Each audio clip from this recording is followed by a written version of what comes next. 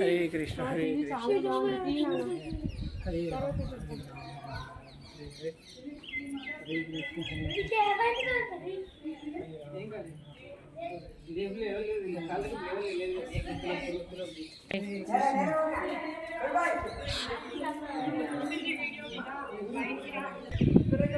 కృష్ణ. పంచసార క్షేత్రం.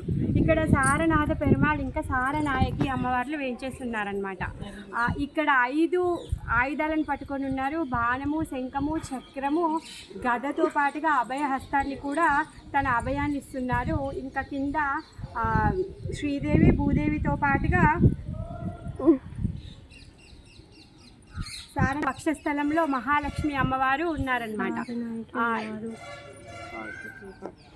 ప్రళయ సమయంలో వేదాలని దాచిపెట్టడం కోసం అని చెప్పేసి అన్ని దివ్యక్షేత్రాల్లో ఉన్న మట్టిని తీసుకొని వచ్చి ఒక ఘటాన్ని తయారు చేసి, ఘటం అంటే పెట్టె, మట్టితో తయారు చేసినటువంటి పెట్టె, ఆ పెట్టెలో ఈ వేదాలను పెట్టి సంరక్షించండి అనేసి చెప్తారనమాట. చెప్తే అప్పుడు బ్రహ్మ వీళ్ళందరూ ఏం చేస్తారు అంటే అన్ని క్షేత్రాల్లో ఉన్నటువంటి మట్టిని తీసుకొని వాళ్ళు ఘటాన్ని తయారు చేస్తారు. కానీ అది విరిగిపోతుంది. ఘటం విరిగిపోయేసరికి అప్పుడు స్వామిని అడుగుతారు, తండ్రి ఏం చెయ్యాలి అంటే ఇక్కడ సారక్షేత్రం ఉంది, ఈ సారక్షేత్రానికి వెళ్ళి ఇక్కడ ఉన్నటువంటి మట్టిని తీసుకొని ఘటాన్ని తయారు చేయండి అని చెప్తారు. అప్పుడు ఇక్కడ నుంచి మట్టి తీసుకొని వెళ్ళి ఘటాన్ని తయారు చేసి దాంట్లో వేదాలను పెట్టి ఈ ప్రళయ సమయంలో ఆ వేదాలను ఆ విధంగా సంరక్షిస్తారనమాట. ఇక్కడికే ఎదురుగా పుష్కరిణి ఉంటుంది. ఆ పుష్కరిణి దగ్గర కావేరి అమ్మవారు ఉంటారు. కావేరి అమ్మవారు ఒడిలో చిన్న కృష్ణుడు ఉంటాడనమాట.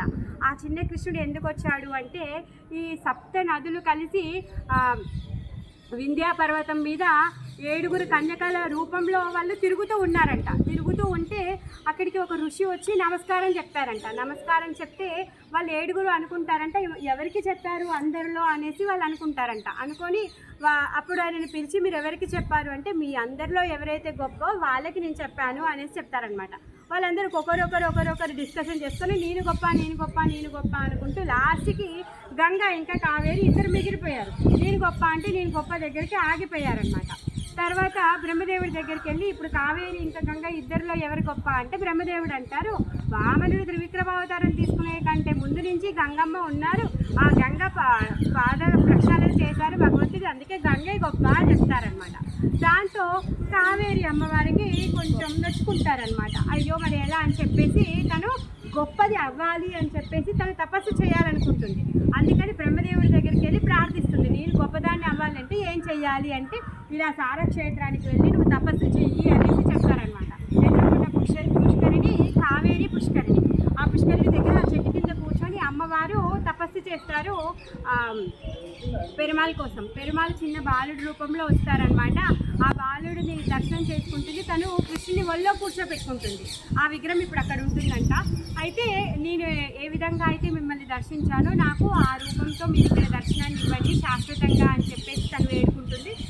ఇంకొక 2 వరాలు వేడుకుంటుంది అనమాట. ఇంకేమంటుందంటే ఆ పుష్కరిణిలో స్నానం ఎవరైతే చేస్తారో వాళ్ళకి ఈ సారనాథ స్వామి మోక్షాన్ని ఇస్తారని చెప్పారు. ఇంకా తను గంగ కంటే గొప్ప అవ్వాలనుకుంటుందిగా, ఆ విధంగా ఈ కావేరి కూడా నువ్వు గొప్పదాని అవుతావు అని చెప్పేసి తను వరం ఇస్తాడనమాట. ఈ సారవంతమైన క్షేత్రం కాబట్టి ఇది సారక్షేత్రం అనేసి అంటారనమాట. ఇంకేంటంటే ఈ క్షేత్రంలో భగవంతుని ప్రార్థిస్తే విజ్ఞాన సారాన్ని మనకు అందిస్తారంట. విజ్ఞాన సారం అంటే ఏంటి అంటే మనం శరీరం కాదు, మనము భగవంతుడి యొక్క సేవకులము అనే అర్థాన్ని మనకు నేర్పిస్తారనమాట. సారనాయక పెరుమాళకి జై, సారనాయకి तायारकी जय।